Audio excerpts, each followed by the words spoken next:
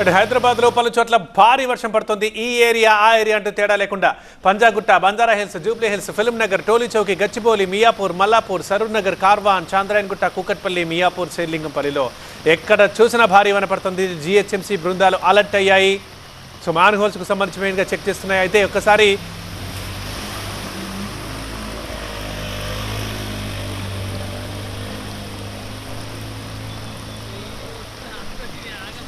వర్షం గట్టిగా పడుతుంది, భారీ స్థాయిలో వాన ఉంది. అయితే సాయంత్రం 6-7 గంటలకు ఒకసారి స్టార్ట్ అయింది కొన్ని ఏరియాలలో, తర్వాత చాలా చోట్లకు అది విస్తరించింది. ఇప్పటికీ కూడా వర్షం కంటిన్యూ అవుతూనే ఉంది. అటు హైదరాబాదే కాకుండా మెదక్ జిల్లా తూప్రాన్లోనూ భారీ వర్షం పడుతుంది. అటు రామాయణపేటలో కూడా భారీ వాన పడుతుంది. ఒక గంట వ్యవధిలోనే 12 సెంటీమీటర్ల వర్షపాతం నమోదుకోవడం చూస్తున్నాం. కొన్ని చోట్ల అసలు రోడ్లన్నీ పూర్తిగా నీట మునిగాయి. కాలనీల్లో కూడా నీళ్ళు వచ్చేసాయి. అండ్ కాలనీలు అంటే మెయిన్గా ఇప్పుడు మనం చూస్తున్నవి మెయిన్ రోడ్లు అండ్ హైట్లో ఉండేటివి. అక్కడే నీళ్లు ఈ స్థాయిలో ఉంటే మరి ఇక లోతట్టు ప్రాంతాల పరిస్థితి ఒక్కసారి ఊహించుకోండి. ముఖ్యంగా కాలనీలు, లోతట్టు ప్రాంతాల్లో అయితే ఇళ్లల్లోకి వర్షపు నీరు వచ్చేసి ఉంటుంది.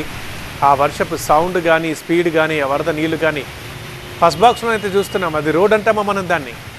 ఆ వెహికల్స్ కనుక లేకపోతే దాన్ని ఖచ్చితంగా మనం చెరువు అని పిలుస్తాం. మనం వెహికల్స్ చూస్తే మన కెమెరా ప్యాన్ చేస్తే మనకు తెలుస్తుంది అది రోడ్డు మీద వెహికల్స్ వెళ్తున్నాయని. జస్ట్ నీళ్ళని మాత్రం జూమ్ చేస్తే ఖచ్చితంగా చెరువే అంటారు ఎవరైనా. రైట్ సైడ్ బాక్స్లో ఇట్లానే ఇప్పుడు ఇది ఒక దగ్గర చూస్తున్నాం. రైట్ సైడ్ బాక్స్లో నీళ్ళలో బైక్ కొట్టుకుపోతున్నది. కానీ అక్కడ ఇప్పుడు జంట నగరాల్లో ఎన్ని చోట్ల ఇట్లాంటి పరిస్థితి ఉందో మనం చూద్దాం.